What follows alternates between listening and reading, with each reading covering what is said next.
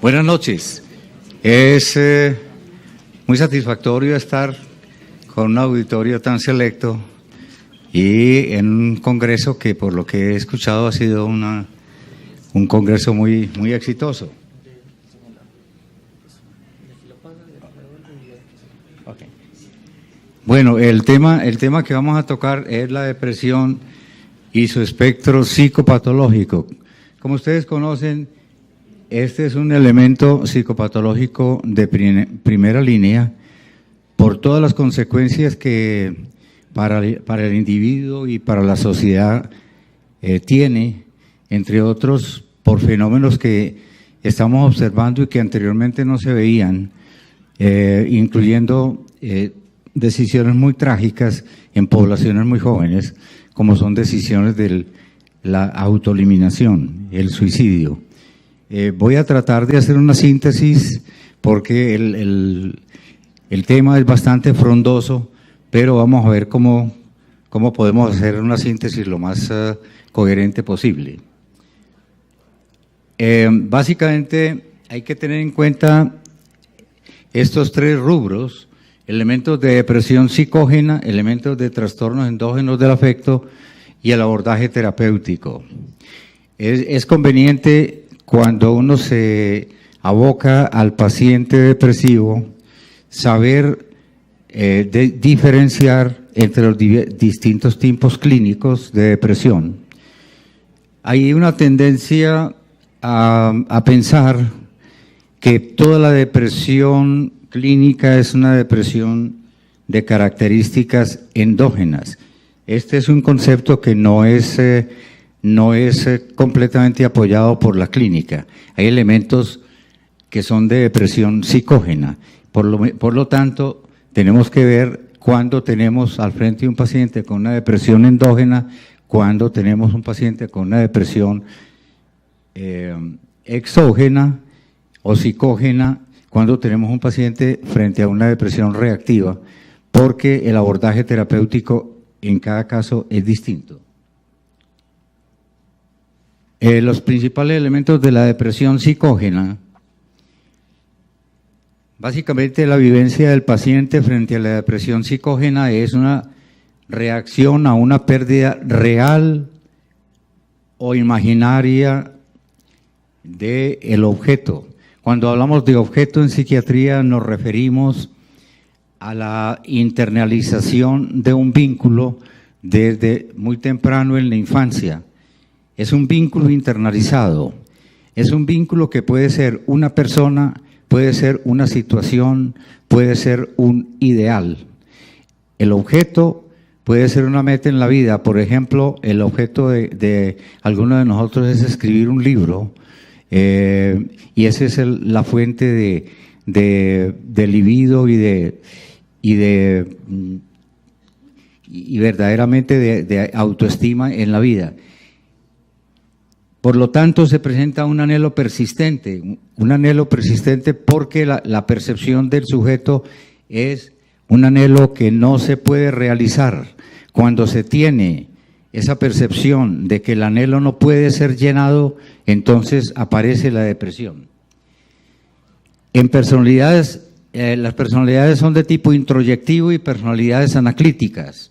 Básicamente las personalidades introyectivas son las que tienen una tendencia a constituir su identidad por la introyección, más que por otro mecanismo de defensa, y la personalidad anaclítica tiene tendencia a constituir su identidad por un elemento vincular, o sea, dependen mucho de los vínculos desde la infancia. En las personalidades anaclíticas, básicamente lo que se juega es el deseo de relación, y toda falla en las relaciones, toda falla en el apego genera depresión. Hay un elemento importantísimo, y es que cuando hay una discrepancia entre la representación ideal del self y la depresión real, surge la depresión. O sea, cada uno de nosotros tiene una meta en la vida. Cuando esa meta nosotros la vivimos como irrealizable, surge la depresión. Y también la vivencia de impotencia frente al sufrimiento es un elemento muy importante en la depresión de orden psicógeno. Otros elementos son los sentimientos de culpa.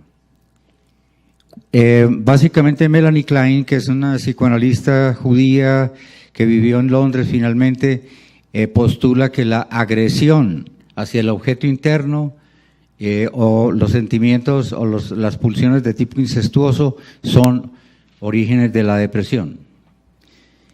Lo mismo la codificación por el superyo, por la instancia superyoica de deseos transgresores, de deseos que transgreden, digamos, la moral convencional, dan origen a la depresión.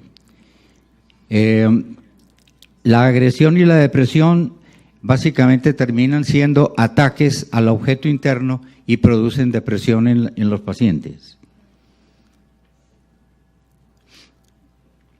El duelo patológico es otra fuente de depresión psicógena, muy importante.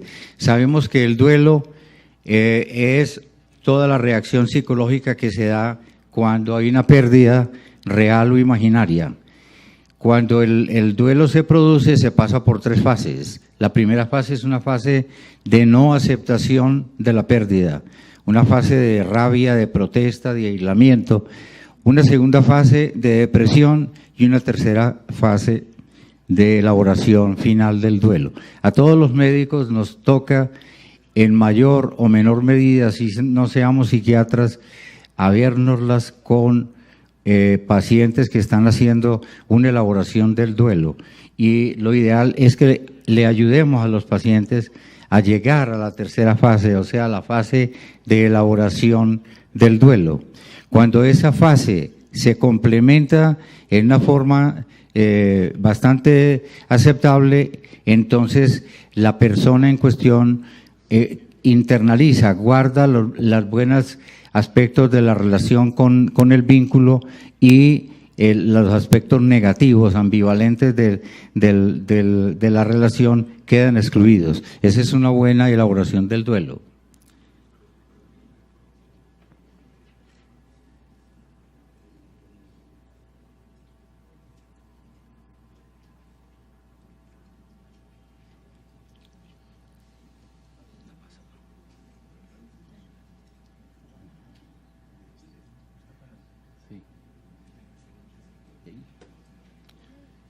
Bueno, ahora vamos a referirnos a los elementos de los trastornos endógenos del afecto.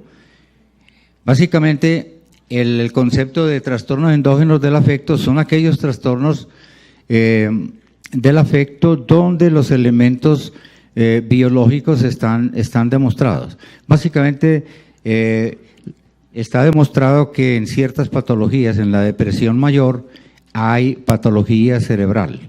Esa patología cerebral se ha ubicado en distintas áreas del sistema nervioso central, por ejemplo en la corteza prefrontal, en el cíngulo anterior, en la amígdala, en el hipocampo, y conlleva un trastorno en la neurotransmisión y alteraciones, obviamente, cuando la depresión no se trata, alteraciones muy visibles, obviamente en la tomografía axial computarizada y en la resonancia magnética. Hay alteraciones de una disminución en el espesor de la corteza y hay alteraciones en los núcleos de la base.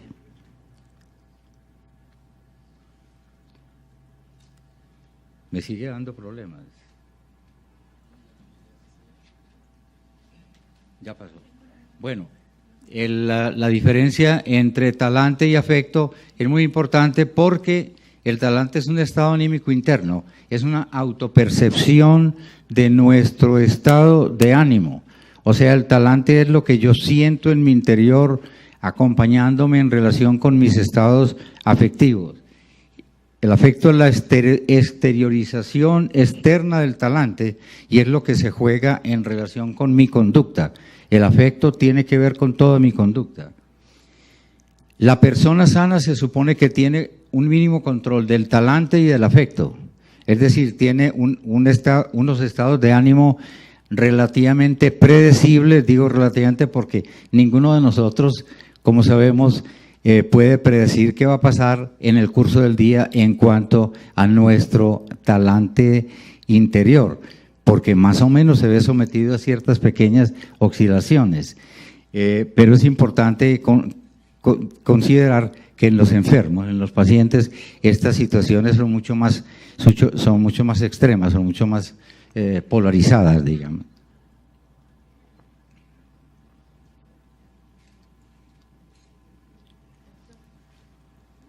Bueno, en cuanto a la historia de los trastornos afectivos, es muy amplia. Ya en el Viejo Testamento, por ejemplo, el rey Saúl, en el rey Saúl se encuentran elementos depresivos claros. La Biblia los trae, ustedes seguramente los han conocido, los han leído, pero tenía un afecto muy cíclico. En la Ilíada se cita el suicidio de Áyax. En Hipócrates está el concepto de manía y melancolía. En Celsus, el concepto de melancolía, que básicamente se la atribuían en esa época a la bilis negra, a un tipo de bilis que se denominaba bilis negra. Gilles Farré en 1854 habla de manía circular y Karl Kahlbaum habla de ciclotimia. Y por último, Emil Kraepelin habla de la psicosis maníaco-depresiva. Hoy en día nos referimos a los trastornos del afecto como trastornos bipolares, trastornos unipolares, etcétera, dependiendo de las características que de acuerdo al DSM-5 en este momento y los DSM han traído como clasificaciones dentro de la medicina, de la psiquiatría.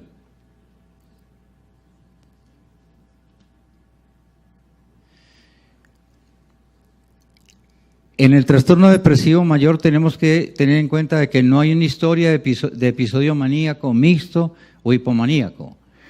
La duración es al menos de 2 semanas. Estos ya son conceptos que ustedes seguramente conocen y que están consignados en el DSM. Hay al menos 4 síntomas: cambios de apetito, peso, sueño, actividad, pérdida de energía, sentimientos recurrentes de culpa e ideación suicida. En la manía encontramos un ánimo expansivo o irritable, debe durar 1 semana por lo menos, existe una autoestima inflada, una disminución del dormir, una gran distractibilidad, aumento de la actividad física y mental. La duración esta es la hipomanía, duración por lo menos 4 días, no causa perturbación severa social y no tiene elementos psicóticos. La ciclotimia son síntomas menos severos que los de la depresión mayor y el desorden bipolar 1. La distimia y el trastorno ciclotímico están en discusión en cuanto al abordaje, porque hay 2 puntos de vista, y es que el manejo sería desde una escuela, digamos, se piensa que sería un manejo de orden psicofarmacológico, pero hay psiquiatras que piensan que las causas son más bien de orden psicógeno y que el abordaje debe ser psicoterapéutico, de tal manera que en esto hay divergencia. Las otras categorías son el desorden depresivo menor, desorden depresivo breve recurrente, desorden disfórico premenstrual, trastorno del ánimo debido a condición médica general y trastorno del ánimo inducido por sustancias.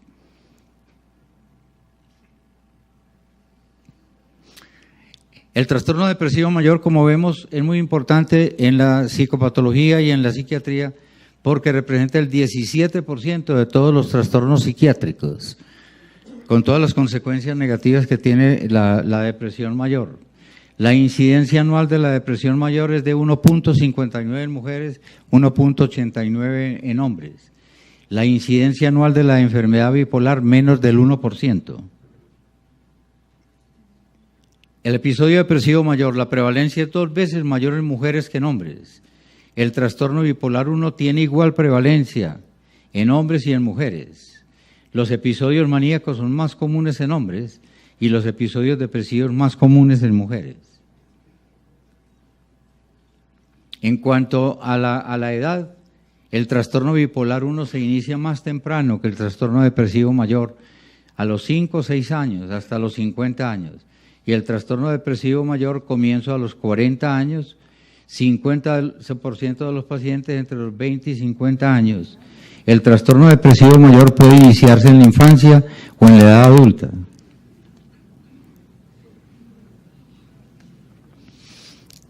En general, el estado marital cuenta para la incidencia de los trastornos depresivos porque las personas que tienen una relación afectiva están más blindados para presentar un trastorno del afecto, un trastorno depresivo. Y los divorciados están más desprotegidos, obviamente. El trastorno bipolar 1 también tiene la misma característica en cuanto al sexo. El trastorno bipolar 1 es mayor en el grupo socioeconómico alto y la depresión es mayor en áreas rurales que en áreas urbanas. Los pacientes con trastorno depresivo mayor tienen mayor riesgo de comorbilidad con trastornos del eje 1, abuso de sustancias, abuso de alcohol, trastornos de pánico, TOC, trastornos de ansiedad social. La indicación es que cuando detectemos un paciente que tenga estas comorbilidades, hay que tratar la comorbilidad para que la condición de base pueda mejorar o aún desaparecer. La etiología, como les decía al comienzo, la más conocida y la más demostrada son la neurotransmisión, los neurotransmisores monoaminérgicos, por ejemplo, la epinefrina, la dopamina y la serotonina, la histamina, se han demostrado que tienen alteraciones en la sinapsis y por lo tanto la suplementación correcta de estos neurotransmisores a través de drogas que tienen efectos específicos corrigen el problema. Las áreas del cerebro más comprometidas, la corteza prefrontal, cíngulo anterior, hipocampo y la amígdala. Los factores genéticos tienen importancia, porque si uno de los padres tiene el trastorno, el hijo tiene riesgo entre 10 a 25% de presentar el trastorno afectivo.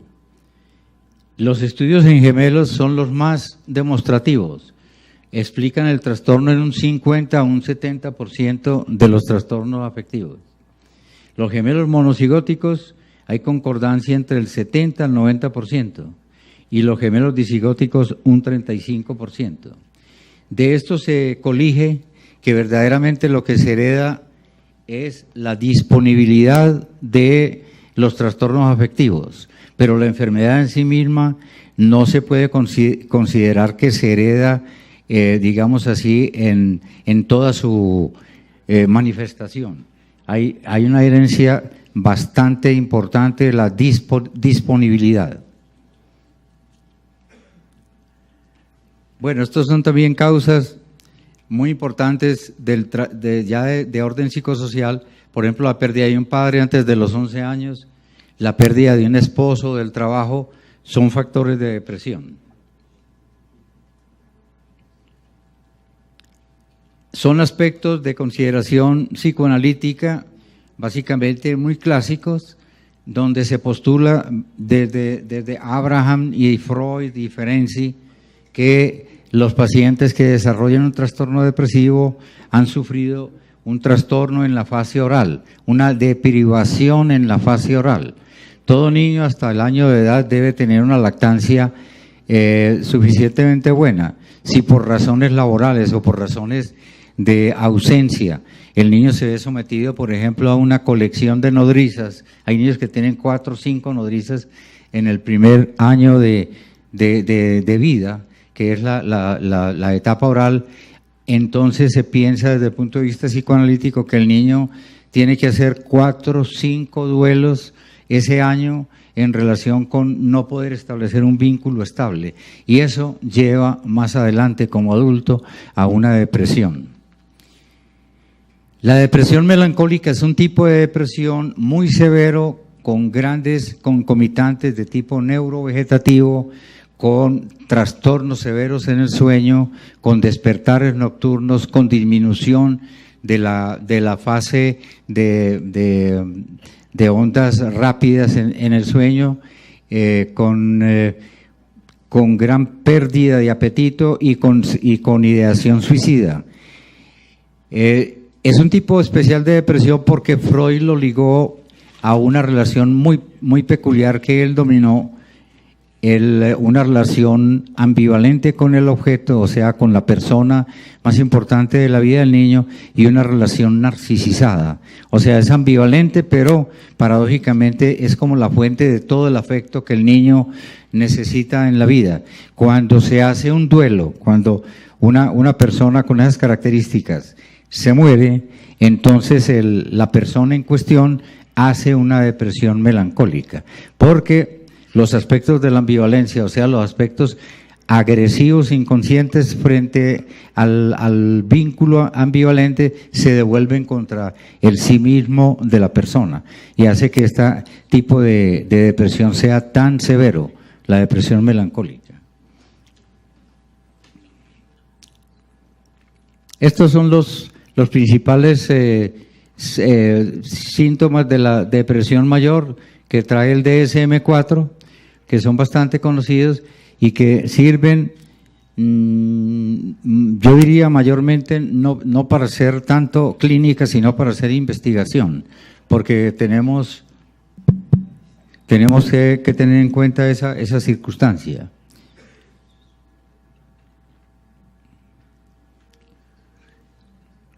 Un episodio maníaco debe durar al menos una semana. 3 o más de los siguientes síntomas persisten: aumento de la autoestima o grandiosidad, disminución en horas de dormir, locuacidad, fuga de ideas, distractibilidad, agitación psicomotora, implicación en actividades que traen consecuencias dolorosas. Como el tiempo nos está limitando, es importante tener en cuenta entonces este diagnóstico diferencial, saber que existe trastorno distímico y ciclotímico y considerar aspectos de tratamiento. Básicamente la mejor indicación de tratamiento de los trastornos afectivos es un tratamiento mixto. El tratamiento mixto es un tratamiento de orden psicofarmacológico cuando esté demostrado una base biológica del trastorno afectivo, acompañado de una buena psicoterapia, y pensar cuándo está indicada una hospitalización. Una hospitalización en general debe indicarse, primero, cuando el paciente presente una ideación suicida muy severa. Segundo, cuando tenga una agresión muy severa, imposibilidad de que los familiares lo puedan manejar a nivel del hogar, de la casa. Y que pueda poner en peligro su vida o la seguridad o la salud de quienes le rodean, ahí está indicada una hospitalización. Las hospitalizaciones, como sabemos hoy en día en psiquiatría, no deben ser las hospitalizaciones del pasado, hospitalizaciones que duraban meses y aún años. Hoy en día se piensa que la hospitalización debe manejar el estado agudo del paciente y una vez esté manejado el estado agudo, poder colocar al paciente en un tratamiento ambulatorio suficientemente estructurado y suficientemente contenido, porque el término de contención en psiquiatría es muy importante. La contención son todos aquellos elementos de orden tanto psicoterapéutico como psicofarmacológico que rodean a los enfermos, que les dan un ambiente de protección, de seguridad y de elaboración de sus conflictos para que puedan superar el estado emocional severo como es la depresión. Muchas gracias.